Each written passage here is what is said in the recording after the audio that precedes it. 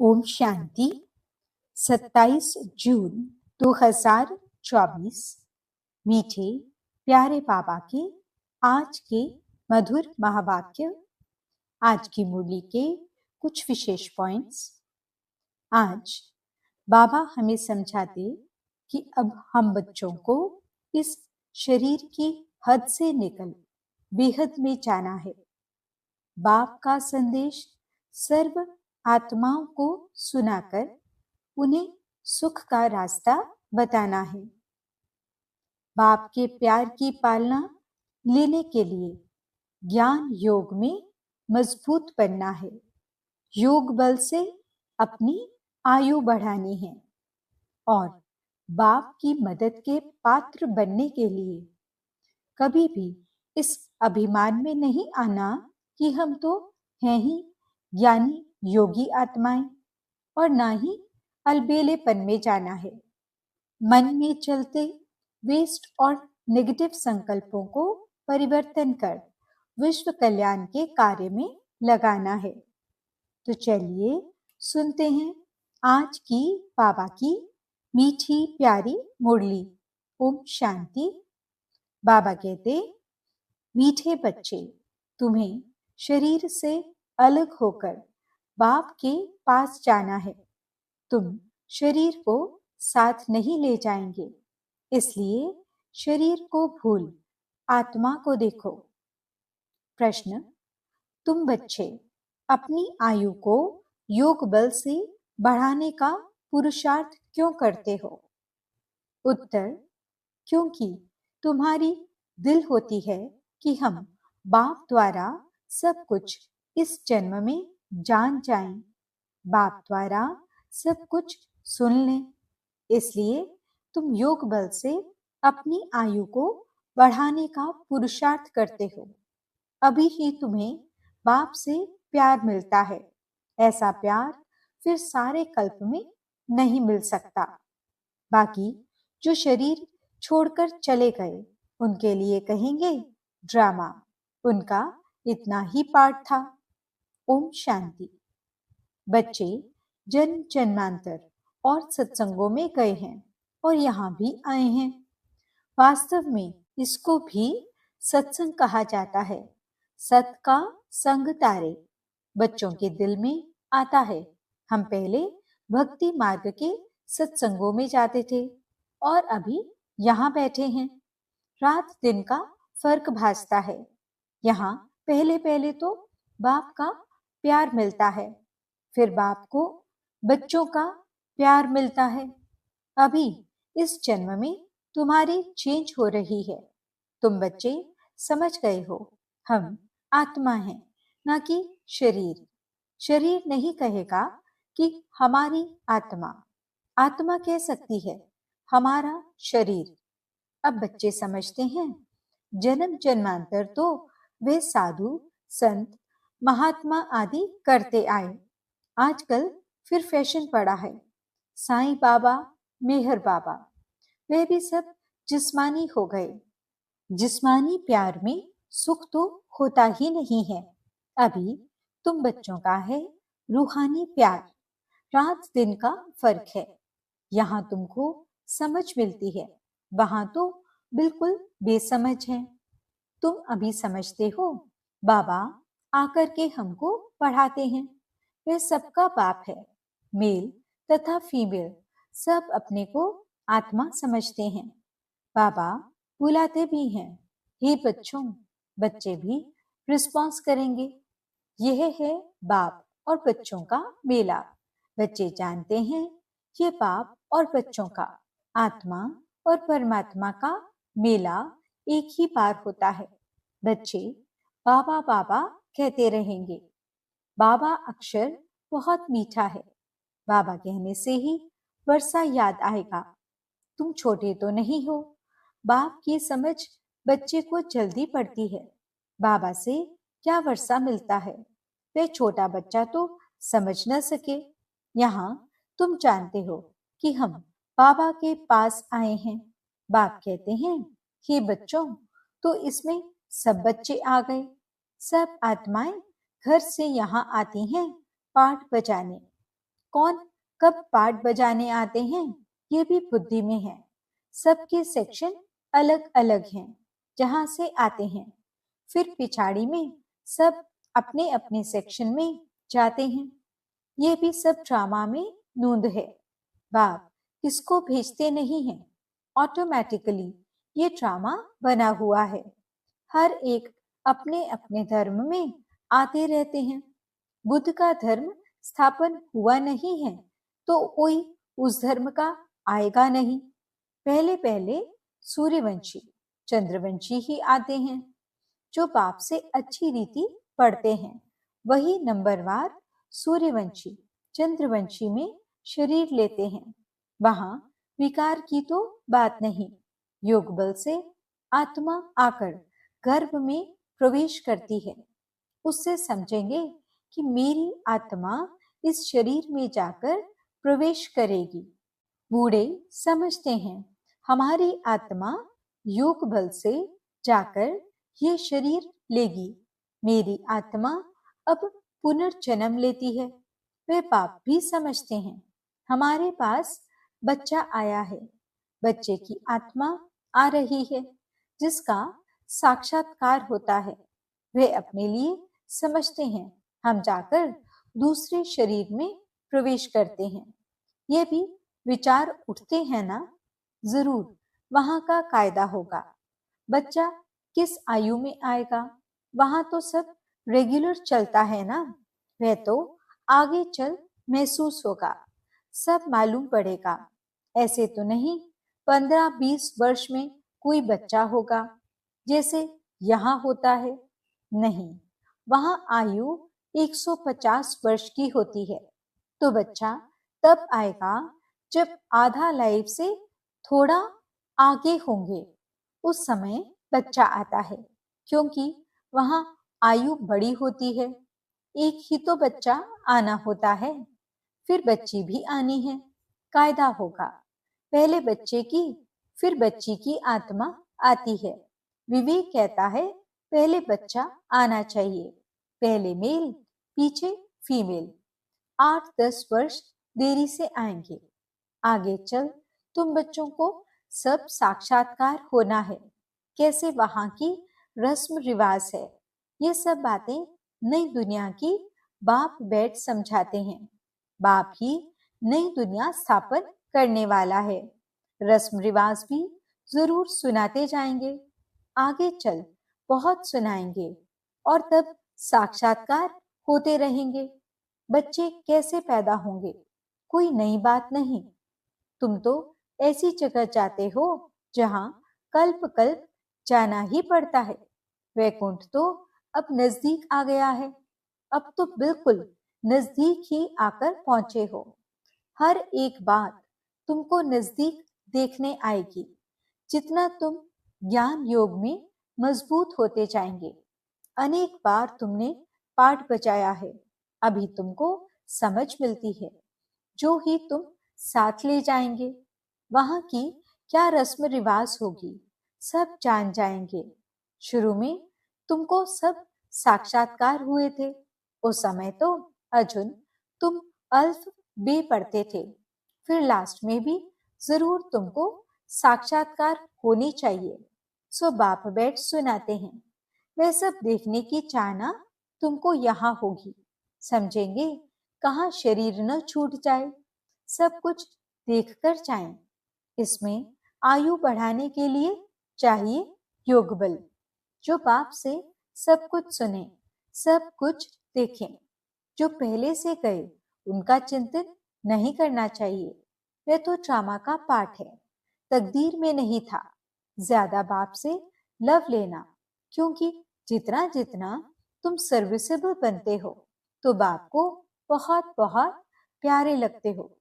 जितना सर्विस करते हो, जितना बाप को याद करते हो, वह याद जमती रहेगी। तुमको बहुत मजा आएगा। अभी तुम बनते हो ईश्वरीय संतान। बाप कहते हैं तुम आत्माएं हमारे पास थी ना। भक्ति मार्ग में मुक्ति के लिए बहुत परिश्रम करते हैं। जीवन मुक्ति को तो जानते नहीं। ये बहुत लवली ज्ञान है, बहुत लव रहता है। बाप बाप भी है, टीचर भी है, सतगुरु भी है। सच्चा सच्चा सुप्रीम बाबा है, जो हमको 21 जन्मों के लिए सुख धाम में ले जाते हैं। आत्मा ही दुखी होती है, दुख सुख आत्मा ही महसूस करती है। कहा भी जाता है, पाप आत्मा पुण्य आत्मा। अभी पाप आए हैं हमको सभी दुखों से छुड़ाने। अभी तुम बच्चों को बेहद में जाना है, सब सुखी हो जाएंगे, सारी दुनिया ही सुखी हो जाएगी। ड्रामा में पाठ है, उनको भी तुम समझ गए हो। तुम कितना खुशी में रहते हो। बाबा आया है हमको स्वर्ग में ले चलने लिए। हम सब आत्माओं को स्वर्ग में ले जाएंगे।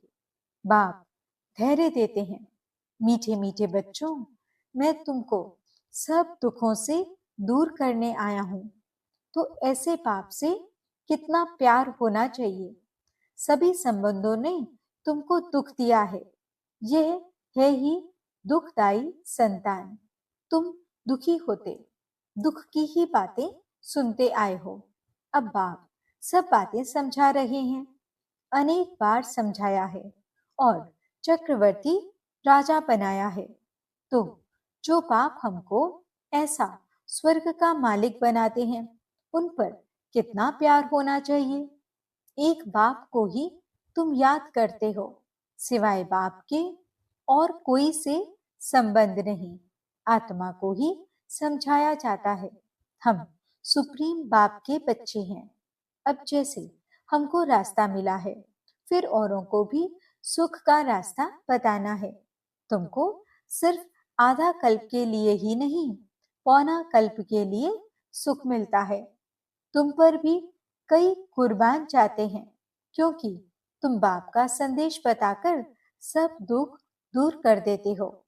तुम समझते हो, इन्हें भी यानी ब्रह्मा को भी ये नॉलेज सुप्रीम बाप से मिलती है। ये फिर हमको पैगाम देते हैं, हम फिर औरों को पैगाम देंगे। बाप का परिचय देते सब बच्चों को जगाते रहते हैं अज्ञान नींद से। भक्ति को अज्ञान कहा जाता है।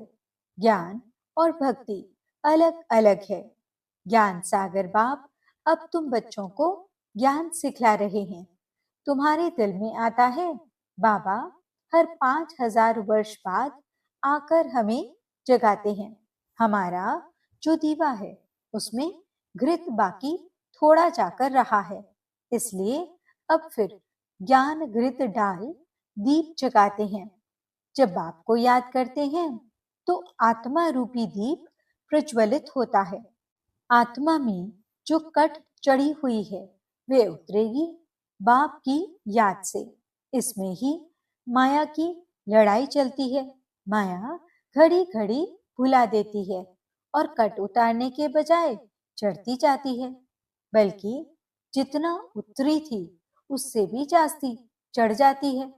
बाप कहते हैं, बच्चे मुझे याद करो तो कट उतर जाएगी।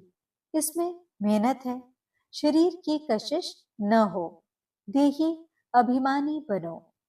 हम आत्मा हैं, बाबा के पास शरीर सहित तो जा नहीं सकेंगे, शरीर से अलग होकर ही जाना है। आत्मा को देखने से कट उतरेगी, शरीर को देखने से कट चढ़ती है। कभी चढ़ती कभी उतरती, ये चलता रहता है। कभी नीचे कभी ऊपर, बड़ा नाजुक रास्ता है। ये होते होते पिछाड़ी में कर्मातीत अवस्था को पाते हैं। मुख्य हर बात में आंखें ही धोखा देती हैं, इसलिए शरीर को न देखो। हमारी बुद्धि शांति धाम सुख धाम में लटकी हुई है और दैवी गुण भी धारण करने हैं। भोजन भी शुद्ध खाना है, देवताओं का पवित्र भोजन है। वैष्णव अक्षर विष्णु से निकला है। देवता कभी गंदी चीज थोड़े ही खाते होंगे। विष्णु का मंदिर है, जिसको नर नारायण भी कहते हैं। अब लक्ष्मी नारायण तो साकारी ठहरे, उनको 4 भुजा होनी नहीं चाहिए। परंतु भक्ति मार्ग में उनको भी 4 भुजा दी है। इसको कहा जाता है बेहद का अज्ञान। समझते नहीं कि 4 भुजा वाला कोई मनुष्य तो हो नहीं सकता। सतयुग में 2 भुजा वाले होते हैं। ब्रह्मा को भी 2 भुजाएं हैं। ब्रह्मा की बेटी सरस्वती, उनको फिर मिलाकर 4 भुजा दी हैं। अब सरस्वती कोई ब्रह्मा की स्त्री नहीं है, यह तो प्रजापिता ब्रह्मा की बेटी है। जितने बच्चे एडॉप्ट होते जाते हैं उतनी इनकी भुजाएं बढ़ती जाती हैं। ब्रह्मा की ही 108 भुजाएं कहते हैं। विष्णु व शंकर की नहीं कहेंगे। ब्रह्मा की भुजाएं बहुत हैं। भक्ति मार्ग में तो कुछ समझ नहीं। बाप आकर बच्चों को समझाते हैं। तुम कहते हो बाबा ने आकर हमको समझदार बनाया है। मनुष्य कहते हैं हम शिव के भक्त हैं। अच्छा, तुम शिव को क्या समझते हो? अभी तुम समझते हो शिव बाबा सब आत्माओं का बाप है, इसलिए उनकी पूजा करते हैं। मुख्य बात बाप कहते हैं, माम एकम याद करो। तुमने बुलाया भी है, हे पतित पावन, आकर हमको पावन बनाओ। सभी पुकारते ही रहते हैं। पतित पावन सीताराम, ये भी गाते रहते थे। बाबा को थोड़े ही मालूम था कि बाप स्वयं आकर मेरे में प्रवेश करेंगे। कितना वंडर है, कभी ख्याल में भी नहीं था। पहले तो आश्चर्य खाते थे, ये क्या होता है, मैं किसको देखता हूँ। तो बैठे बैठे उनको कशिश होती है, ये क्या होता है। शिव बाबा कशिश करते थे। सामने बैठो तो ध्यान में चले जाते थे। आश्चर्य में पड़ गए, ये क्या है। इन बातों को समझने के लिए फिर एकांत चाहिए। तब वैराग्य आने लगा। कहाँ जाऊं? अच्छा, बनारस जाता हूँ। ये उनकी कशिश थी जो इसको भी कराते थे। इतनी बड़ी कारोबार सब छोड़कर गया। उन बेचारों को क्या पता कि बनारस में क्यों जाते हैं। फिर वहां बगीचे में जाकर ठहरा। वहां पेंसिल हाथ में उठाकर दीवारों पर चक्र बैठ निकालता था। बाबा क्या कराते थे कुछ पता नहीं पड़ता था। रात को नींद आ जाती थी। समझता था कहाँ उड़ गया हूँ। फिर जैसे नीचे आ जाता था। कुछ पता नहीं क्या हो रहा है। शुरू में कितने साक्षात्कार होते थे। बच्चियां बैठे बैठे ध्यान में चली जाती थी। तुमने बहुत कुछ देखा है। तुम कहेंगे जो हमने देखा सो तुमने नहीं देखा। फिर पिछाड़े में भी बाबा बहुत साक्षात्कार कराएंगे क्योंकि नजदीक होते जाएंगे। अच्छा, मीठे मीठे सिकिलते बच्चों प्रति माता पिता बाप दादा का याद प्यार और गुड मॉर्निंग। रूहानी बाप की रूहानी बच्चों को नमस्ते। हम रूहानी बच्चों की रूहानी बाप दादा को दिल व जान सिख व प्रेम से नमस्ते नमस्ते नमस्ते जी। गुड मॉर्निंग बाबा। शुक्रिया बाबा। धारणा के लिए मुख्य सार। पहला पॉइंट, बाप का संदेश सुनाकर सबके दुख दूर करने हैं। सबको सुख का रास्ता बताना है। हदों से निकल बेहद में जाना है। दूसरा पॉइंट, अंत के सब साक्षात्कार करने के लिए तथा बाप के प्यार की पालना लेने के लिए ज्ञान योग में मजबूत बनना है। दूसरों का चिंतन न कर योग बल से अपनी आयु बढ़ानी है। वरदान, अलबेलेपन व अटेंशन के अभिमान को छोड़ बाप की मदद के पात्र बनने वाले सहज पुरुषार्थी भव। कई बच्चे हिम्मत रखने के बजाय अलबेलेपन के कारण अभिमान में आ जाते हैं कि हम तो सदा पात्र हैं ही। बाप हमें मदद नहीं करेंगे तो किसको करेंगे। इस अभिमान के कारण हिम्मत की विधि को भूल जाते हैं।